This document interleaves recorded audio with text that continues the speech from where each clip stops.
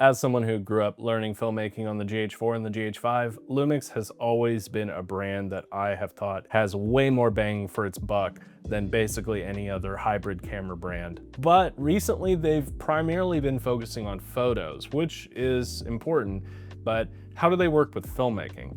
These cameras are actually way more efficient at making films than you would think. So here's my experience working with the S1R II as a cinematographer. If we're here, you could do a rack focus from the alarm clock close to her sleeping, like here, and then she wakes up. Action.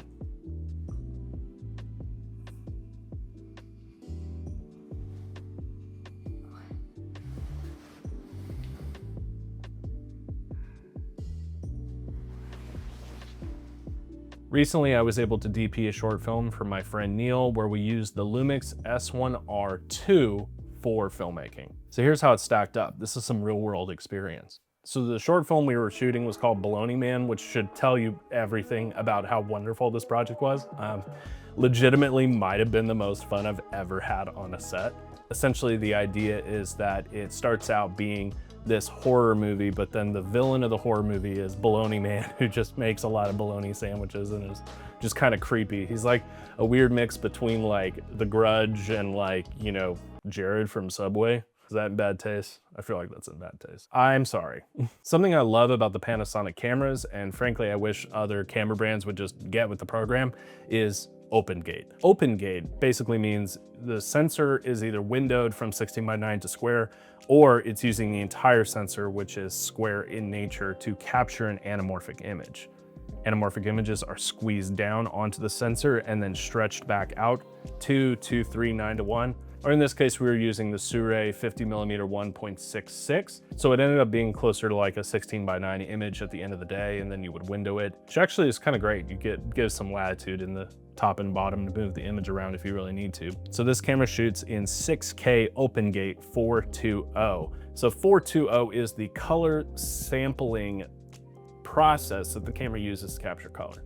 Now 422 or 444 gives you a lot more quality when it comes to changing the colors around. It gives you a lot more color depth. And 420 might seem like a step down from 422, and technically it is, but having 6K resolution at 420 is just as flexible, in my opinion, as having 4K at 422. So the color work was really easy. Anamorphic is awesome. You get the bokeh and the squeeziness, and it certainly has a distinct feel. But we ran into some issues that I'll talk about in a second. Rolling. Action. Babe, wake up. Wake up. Oh my goodness. Oh, baby. Oh, Logan. It's okay. I'm here now. The worst dream ever. I'm just so glad it's you. Oh, you're fine. I'm here now, okay? Okay. Are you hungry? I brought you a bologna sandwich. Cut. That's good. As if like the light in the room was coming through the windows. Holy shit, that's good. I was like, who's the giant woman here with the This camera has something that I've never seen before. It has flexible dual native ISOs. What does that even mean? Well, on a normal camera like my FX30, you have two base ISOs, which is 800 and 2500. Basically, it's like two spots where the sensor gets the cleanest amount of image based on its sensitivity. Because that's what you're adjusting, is the sensitivity. On the S1R II, it changes depending on what type of mode you have the camera in. We had the camera in dynamic range extender mode, which made our base ISOs 400 and 2000. We shot the whole thing at 2000, and one thing that really helped us with was just catching all of the ambient light that was in the room. And honestly, these colors are some of the best that I've ever seen come out of a camera like this. This camera, I think, is really comparable in a lot of ways to the FX3. It's similarly priced around $3,300, but I think you get the added benefit of the photography mechanisms without having to sacrifice the video. You don't have to have an A7 III. You don't have to have an A7S III to pair with your FX3 to get great photos. Your FX3 and FX30 can do photos, but it's not as intuitive, and ultimately I'm just never as happy with the actual images that come out of the camera as I am with a photo specific camera. It'd probably be easier just to send this back into its home right here. You know what, you're right. Yeah, you wouldn't want the light to be coming straight down. Yeah, I wish we had white shears to like diffuse it a little bit. I do have a shower curtain, and I have a. I also have a shower. That's what we look like right now. Oh, that's pretty sick already. Wow.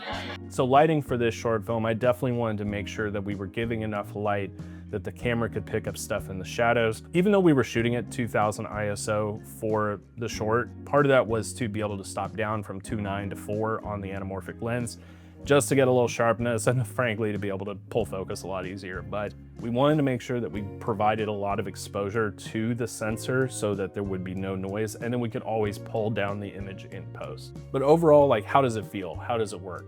Well, we had it hooked up to two different things: a wireless monitor and a V-mount battery. The V-mount battery plate honestly makes a huge difference because that camera will run for hours on a single battery, and that just speeds up production. We shot this entire short in a very short amount of time, so not having to change batteries more than once for a 5-hour shoot was pretty great. The second thing that we were using was an OC 7-inch monitor. Now, we did have some issues running into de-squeeze problems from the camera to the actual monitor. The camera itself has a de-squeeze function, but it doesn't output that de-squeeze function onto an external monitor, at least from what I was experiencing. We wanted to de-squeeze the image on the monitor, that way we could send that wirelessly to an iPad and to a second monitor so that Neil could watch the footage and not have to be right over my shoulder. We didn't figure out what the issue was. We couldn't get the image all the way to the edge of the screen. But then of course, after the shoot, we finally figured out what the problem was. The sensor is 3x2 in open gate. The monitor was in 4x3 open gate. So it was de-squeezing to a certain extent, but not all the way to the edges of the frame. So that's just something to keep in mind. It's not a 4.3 de-squeeze, it's a 3.2 de-squeeze. With that added weight of the back battery and the monitor on top, it was actually really easy to maneuver and use. I appreciated that I never had to worry about the shutter being some sort of weird fraction. I don't know why cameras don't just have shutter angle. Doesn't make sense to me. It was easy to handhold, and honestly, the gyro stabilization inside the camera when set to active was incredibly good at stabilizing the image. Obviously, we're shooting on an anamorphic lens. There's no stabilization happening on the lens, but in the camera, Panasonic is still one of the kings of image stabilization. And honestly, I never felt like there was a moment where I was getting that weird like jello effect that happens with rolling shutter. It moved on the dolly well, it worked handheld, it was good on sticks. I never had to worry about anything being too heavy for any of my kit, which was really nice. Okay, speeding. Speed. Action. Who the hell are you? What are you doing in my house? Would you like a bologna sandwich? What are you talking about, you freak? Get the freak out of my house! I'm gonna call the cops! It says, would you like a bologna sandwich? There we go. So I guess You on board with me? I guess I get credit for makeup department. Yeah, Neil gets so many credits on this thing, dude. This is going on IMDb, right? Yes. You're gonna get SAG-AFTRA or whatever it's called. You're gonna get a sponsorship with Wet n Wild. And Bar S. Yeah. Bar S Bologna. You're gonna get a lot of phone Let me see, calls. turn that way, because we're gonna do that shot that way. Oh yeah. Dom's gonna be like, what the I did have an issue with the monitor and trying to pull focus. The peaking wasn't operating the same way it was on the actual Lumix monitor. So honestly, I pulled focus looking at the squeezed image on the monitor a lot more than I did looking at the big monitor in front. I looked at the big monitor to check like composition and color and stuff like that, but then I actually pulled focus on the bottom one. And that I think is just a credit to their peaking system that they have and always have had. Like 10 years ago when the GH4 came out, it was a huge deal to have peaking on a photo camera that does video. I've always felt like Lumix has taken really good care of filmmakers and people that try to use their stuff for bigger projects, and I'm really happy with how most of this looked. Our lighting setup was pretty simple. We had a 600 watt light that was bicolor outside, and we were shooting in 5600 Kelvin light.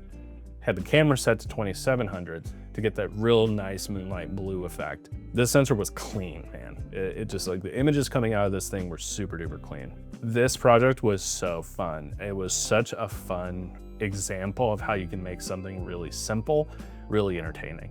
And I think these sort of cameras are perfect for that type of filmmaking, where you don't need all the bells and whistles, but you need a really great image and a really adaptable mount. The beauty of the L mount system is you can adapt it to literally anything. And the great thing about this sensor is you can window it down to different sizes. So if you have Super 16 lenses, if you have 35 lenses, if you have 35 anamorphic, if you have full frame, if you have full frame anamorphic, you can use literally anything on this lens, which is super amazing.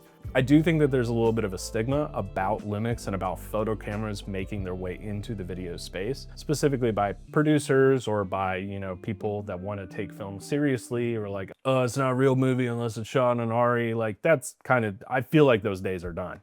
With cameras like the S1R II and the Sony FX3 and the, you know, the C70, all these cameras that are really, really great semi-hybrid cameras that do great video, you can use them for literally anything if you know how to properly expose and grade. I think if you're trying to make stuff that is going to ultimately end up on the internet, this is a great camera for that. The files are pretty easy to work with. The colors are really good. The sensor is really nice. It has great stabilization. It can adapt a lot of lenses. You're going to be able to create some cool stuff with this camera if you spend the time to learn how to use it and like where it sings. And I think this camera sings really well in that wide dynamic range area. Ergonomically, it's just an incredibly comfortable camera. You just hold it, you hold the grip. It's like holding a GH5 again. Like, the body is not that incredibly different. So it feels kind of second nature for me, having spent so much time on those cameras already, to shoot with it. It's really easy to use, which makes my job easier when I'm trying to communicate with lighting, when I'm trying to coordinate like with the director where the actors are supposed to be. If I don't have to think about like how the camera feels or where everything is, like, that's one less thing for me to worry about. So I definitely think the S1R II is great bang for your buck, and I have no idea why people aren't talking about it more. But it's super versatile, photos, video, really great video, really easy to work with, a good codec, new sensor, all those things, super worth it. It's also practically small enough to put on a gimbal to use, which comes in handy when you're shooting corporate events or, you know, different types of projects. Having an Alexa or having an Ursa or having a Red is great, but sometimes those cameras are so bulky that it's very difficult to be nimble with your productions. As I work more and more this year, and thankfully I've been very busy, the name of the game is mobility. How can you get the most amount of shots out of one specific setup? And how can you move the camera around to make the production go faster and easier? And this camera definitely fits the bill, and the quality is definitely there in the image. So I definitely recommend it. So that was my experience shooting with the S1R II, and definitely check out the other videos that I got. I think I had 2 of them right here. Hopefully.